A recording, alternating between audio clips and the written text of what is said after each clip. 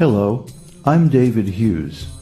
Welcome to Your Perfect Body, the podcast of the Esoteric Teaching community.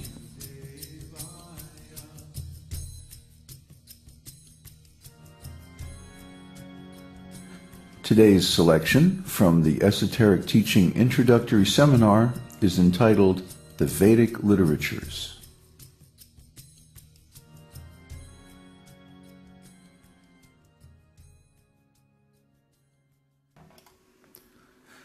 The original seed of all Vedic writings is the four Vedas, sacred texts meant to be chanted by the priests of Vedic fire sacrifices. In these ancient rites, four priests sit around an altar of sacred fire, chanting the eternal Vedic hymns to the four dimensions of the universe. As they chant, they offer various objects and substances through the portal of the fire, which is seen as a gateway to the spiritual world, or the mouth of God. The four Vedas are called Rik, Sama, Atharva, and Yajus, according to the traditional titles of the priests who chant them. The disciples of these four types of priests form the basis of the four authorized lineages of the Vedic disciplic succession. The four Vedas are properly understood to be divine mysteries, whose esoteric meaning is beyond ordinary human comprehension. This is confirmed in the mantras of the Vedas themselves. Vedeshu durlabham adurlabhamatma bhakto, from Brahma Samhita 5:33. Therefore, it is impossible to understand the confidential purpose of the Vedas simply by studying the four Vedas or performing the Vedic ritualistic fire sacrifices. More information and greater understanding are required.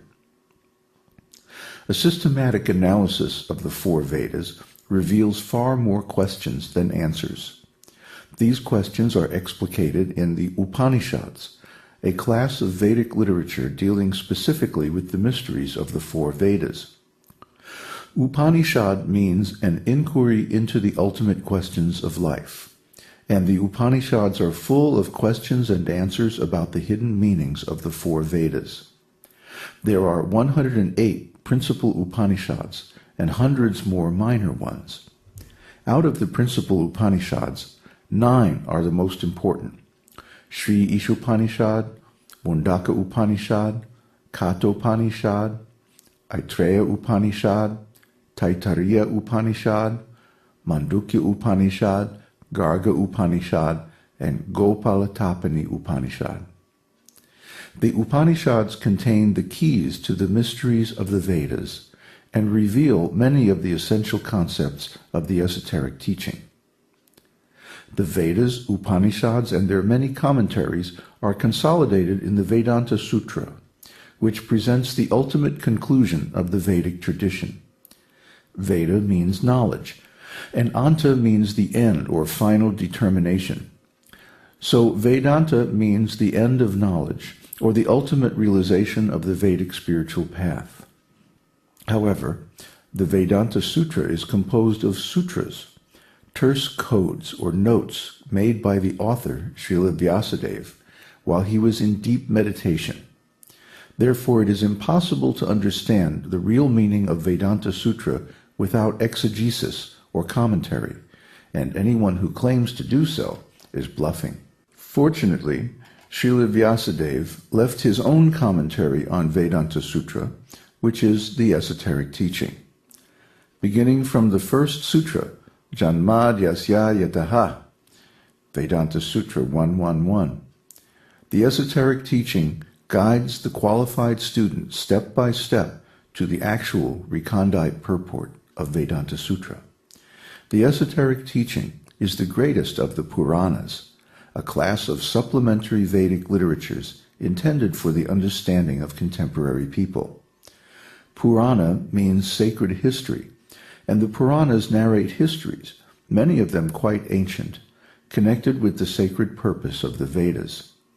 While there are 18 classical Puranas, other historical works such as Ramayana and Mahabharata are often considered among the Puranas.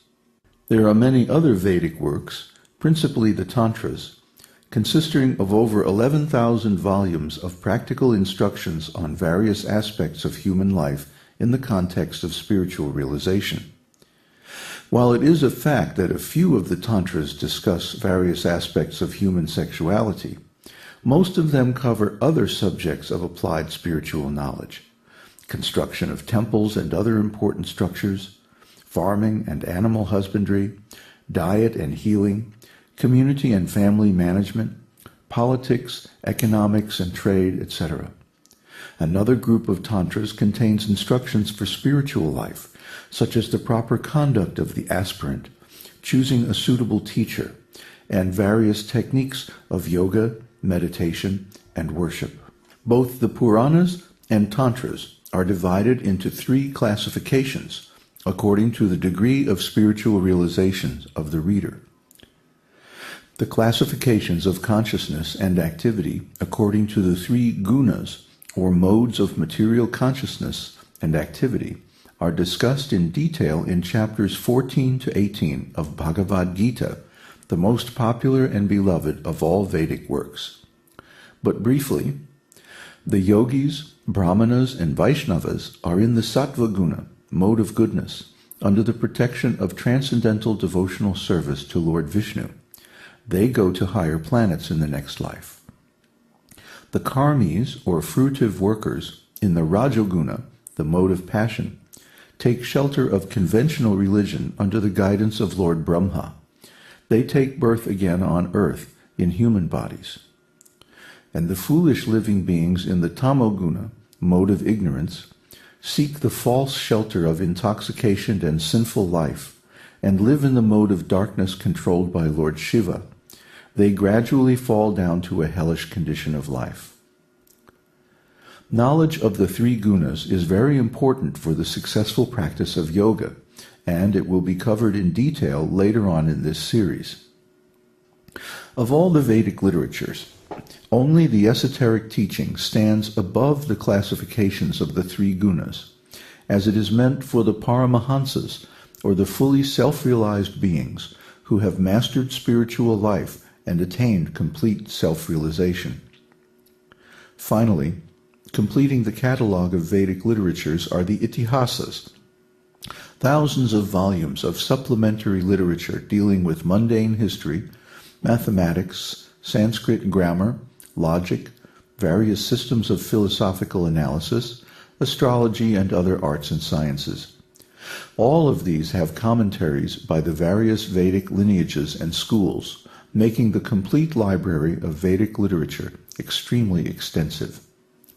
To recap, the Vedic literature is a transcendental mystery, the accumulated spiritual wisdom revealed to humanity through the great sages and incarnations of the ancient past, passed down as an oral tradition, then divided into 4 sections or lineages, and also divided according to the quality of consciousness of the disciple, and written down in its present form about 5,000 years ago. The Vedic literature is composed of several classes of Sanskrit works: the 4 Vedas, Rig, Sama, Atharva, and Yajus; 108 plus Upanishads, questions and answers on the Vedas; 18 Puranas, histories, plus Ramayana and Mahabharata; 11,000 plus Tantras on multifarious subjects; numerous Itihasas, law books, commentaries, and other supplements. The Vedic literature, especially the Upanishads, Tantras, and Puranas, are divided according to the 3 gunas, or modes of material consciousness: goodness, passion, and ignorance. Finally, the esoteric teaching stands above these classifications as it is meant for the Paramahansas, or fully self-realized beings. Of all the Vedic works, the esoteric teaching is the best and most complete expression of the eternal absolute truth of Vedanta. So, we've spent quite a bit of time talking about the different types of Vedic literature and their interrelations. Well, what is it that is so important about these literatures? Well, any culture is defined by its literature. For example, in English, we have the works of Shakespeare and Byron, Shelley, Keats, Yeats, so many